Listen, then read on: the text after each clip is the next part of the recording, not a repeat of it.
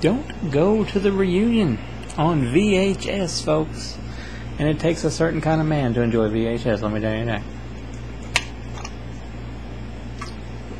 Nonetheless, if you like old school slashers, this is certainly the way to go if you're going to watch a homage, or whatever that word is, to an old school slasher, because this movie pretty much reminds you of every old 80s old school slasher you ever saw.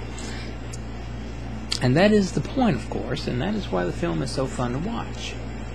Now, the film starts off and a bunch of cool kids do a very bad thing to a guy that loves horror movies.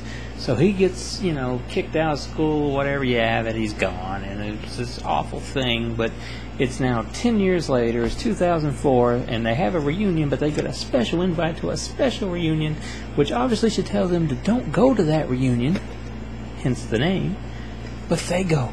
And they go to the reunion, and everybody's getting picked off one by one in ways that would remind you of several old 80s slasher films and memorable kills from there. The film is actually really, really smart, and it's kind of short, so the only time it really slacks is when it builds some character development in the middle. But for the most part, it's a really fun movie, and it's over before you know it. But it's really wrapped up at the end pretty clever as we start using 80s slasher elements and 90s slasher elements to make a story that maybe seems a little weak at first, but when everything comes together, you start to see how everything just blends perfectly together, and you're left with a slasher film that may be one of the better slasher films we've seen in a long time. It's certainly one of the better slasher films we've seen recently that is actually intended to make tribute to the old slasher films from back in the day.